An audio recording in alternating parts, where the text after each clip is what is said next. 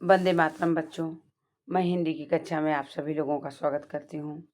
यहाँ पर बच्चों मैं आप लोगों को स्टैंडर्ड 10 चैप्टर 4 एक प्रश्न 4 उत्तर पाठ का क्वेश्चन आंसर बता रही हूँ। Important question answer. Gujarat board की हिंदी एशियल द्वितीय भाषा विभाग ए। हम अपनी परंपरा क्यों भूल गए हैं? लंबी दास्ता के कारण। हम अपनी जिम्मेदारी नहीं समझते, यह वाक्य किसने कहा? वृद्ध सरकारी कर्मचारी। तुम लोगों में उदारता नहीं है, यह वाक्य किसका है? वृद्धा स्त्री का। प्रत्येक नागरिक को पूर्ण लगन और निष्ठा के साथ ईमानदारी से कार्य करना चाहिए। वृद्ध ईसाई पादरी ने कहा, तुम लोग अपने काम पे गर्व नहीं लेते हो। भगवान की मूर्ति की स्थापना के बाद उनके कहे अनुसार चलना चाहिए। लेखक के पहले मित्र कौन थे? लेखक के पहले मित्र वृद्ध ईसाई पादरी थे। सही विकल्प चुनकर रिक्त स्थानों की पूर्ति कीजिए। अपने काम में गर्व लेना चाहिए।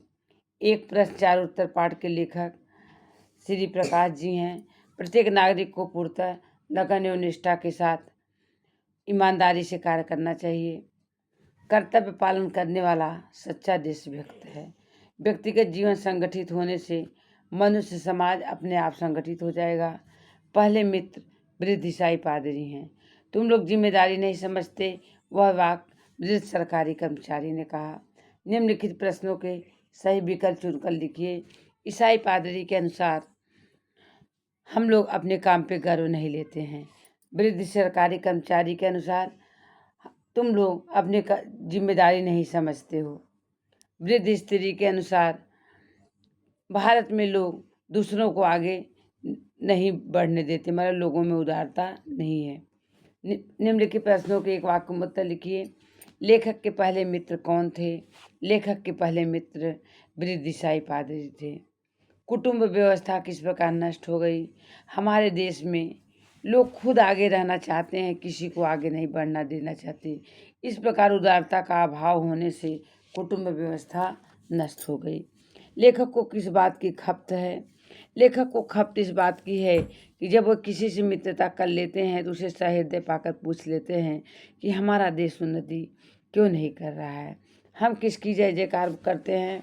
हमारे देश में बड़े बड़े नेता हो गए हैं, हम उनकी मूर्ति की स्थापना करके उनकी जय जयकार करते हैं। सच्चा देशभक्त कौन है? जो अपना कर्तव्य ठीक प्रकार से करता है, वह सच्चा देशभक्त है। निम्नलिखित प्रश्नों को उत्तर 2-3 वाक्यों में लिखिए। तुम लोगों में उदारता नहीं है, कथन का आशय स्पष्ट करिए। यहाँ पर उदारता शब्द का आशय है किसी को आगे बढ़ने देने, किसी को अपनी योग्यता दिखलाने का मौका देना, किसी के विकास के मार्ग में अवरुद्ध न करने, अपनी विशिष्ट विद्या अपने जीते जी दूसरों को दे देना। जो जरूरतमंद को काम सिखाने आदि के बारे में उदार दृष्टि रखते हैं। हमारे देश में उदारता नहीं होती है, दूसरे को आगे नहीं बढ़ने देते, स्वयं ही आगे रहना चाहते हैं। हमारे देश में बहुत सारे वैज्ञानिक आए, लेकिन लोगों ने अपनी जानकारियां दूसरों को नहीं दी, तो वहीं पर वह नष्ट हो गया। गुणी नाविकों को अपनी योग्यता दिखाने का अवसर नहीं देते, अपनी विद्या भी किसी को नहीं सिखाते, उसके साथ ही वह खत्म हो जाती है। इससे देश और समाज का बड़ा नुकसान होता है और लोगों को उपयुक्त अवसर पाने से वंचित रह जाना पड़ता है। हमारे देश में किस प्रकार जागृति आ सकती है? हमारे देश के लोग अपने काम में गर्व नहीं लेते, इसके अलावा वे अपनी जिम्मेदारी भी नहीं समझते। यहाँ के लोग श्रम को महत्व नहीं पहचानते और स्वयं मेहनत करने से परहेज करते हैं। गुणी और जानकार लोगों में उदारता नहीं है, वे अपने विद्या दूसरों को बताना नहीं चाहते। यदि इन बुराइयों को दूर कर दिया जाए तो हमारे देश में जागृति आ सकती है। मनुष्य समाज को संगठित करने के लिए हमें क्या करना चाहिए? मनुष्य समाज को संगठित करने के लिए हमें नेताओं द्वारा बताए हुए मार्ग पर चलना चाहिए और उनके आदेश के अनुसार अपने जीवन को संगठन करना चाहिए। हमें इस बात का ध्यान रखना चाहिए कि हमारा कार्यक्षेत्र चाहे छोटा हो चाहे बड़ा, हम हर काम को ठीक प्रकार से करें। इससे हमारा व्यक्तिगत जीवन संगठित होगा। हमारा व्यक्तिगत जीवन संगठित हो जाने के बाद मनुष्य समाज में अपने आप संगठित हो जाएगा। निम्नलिखित प्रश्नों के उत्तर 4-5 वाक्य में लिखिए। एक बड़ी वृद्धा स्त्री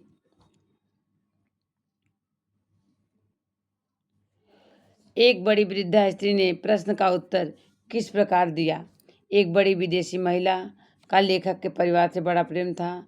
उन्हें अपने 40 वर्ष से देश की विविध सेवाओं में लगा दिए थे और यहाँ के बारे में उन्हें अच्छा अनुभव था। लेखक के प्रश्न का उत्तर देते उन्होंने कहा, भारत के लोगों में उदारता नहीं है। वो अपना गुण, अपना कार्य दूसरों को बताना नहीं चाहते हैं। हमारे देश में अनेक गुणी नवयुवक हैं।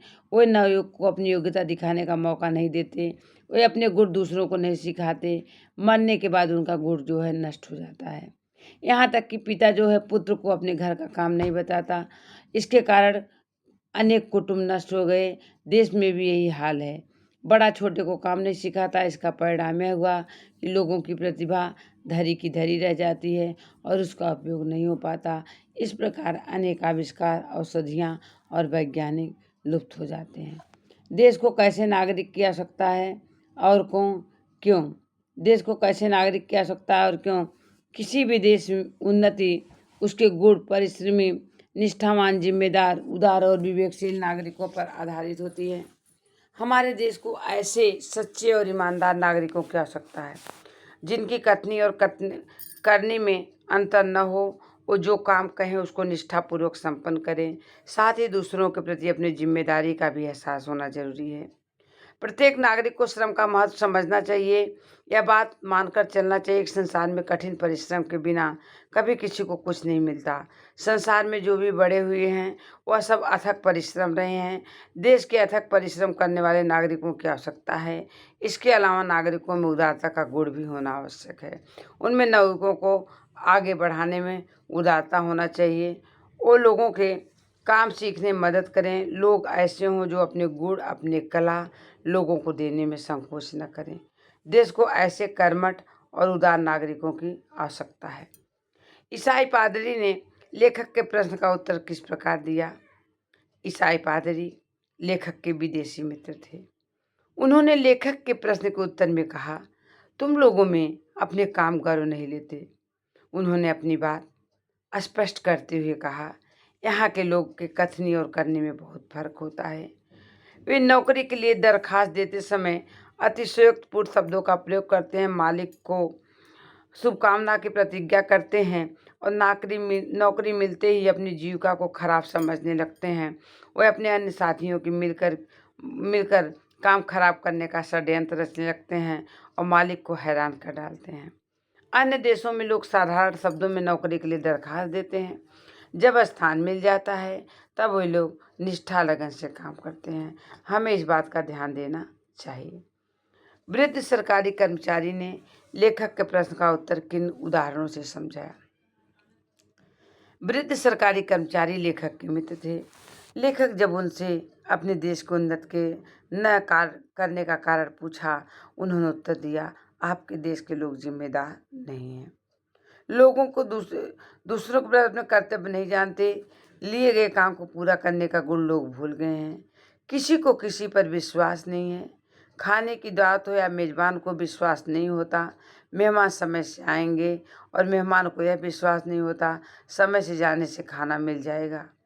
गृहस्थ को यह विश्वास नहीं होता धोबी और दर्जी वादे पर कपड़े दे जाएंगे। धोबी और दर्जी को विश्वास नहीं होता समय पर उनके दाम मिल जाएंगे।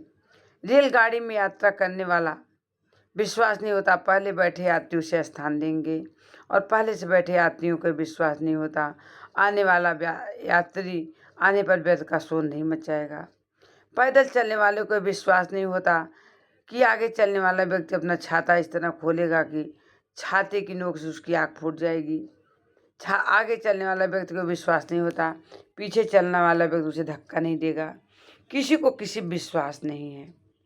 केले, नारंगी का छिलका, सुई, पिन आदि इस तरह वह न छोड़ेगा जिससे दूसरों को कष्ट पहुँचे।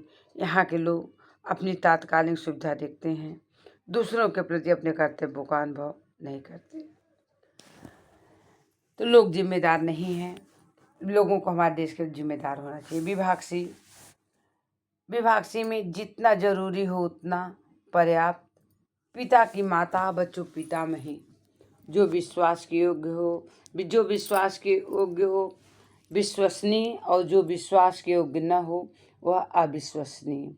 हिसाब किताब लिखने की पुस्तक बही। निम्नलिखित संधि को छोड़िए। व्याकुल, बी प्लस आकुल। निराश्रय, नि प्लस आश्रय, यहाँ पर बच्चों विसर्ग का सिंबल है। विसर्ग का सिंबल हो जाने से विसर्ग का सिंबल हटा करके आपको डायरेक्ट आ की मात्रा लगा देते हैं, सद बन जाता है। उद प्लस नति उन्नति, नि प्लस चित निश्चित, अन प्लस अर्थ अनर्थ। मुहावरे का अर्थ देकर वाक्य में प्रयोग कीजिए। नाक में दम करना बच्चों बहुत परेशान कर देना। बच्चों ने दादी माँ के नाक में दम कर दिया। काया पलटना बहुत बड़ा परिवर्तन होना। सम्राट अशोक ने अपने नगर की काया पलट दी। बाध्य करना मजबूर करना। माँ के बाध्य करने पर विजय पढ़ाई करने के लिए विदेश गया। बच्चों, मैंने आप लोगों को चैप्टर 4 के क्वेश्चन आंसर के यहाँ पर सॉल्यूशन बताए। आपको जो भी प्रॉब्लम होगी हमें कमेंट के द्वारा ज़रूर बताना। अगले चैप्टर का मैं प्रश्न उत्तर आपको नेक्स्ट वीडियो में डालूंगी। धन्यवाद।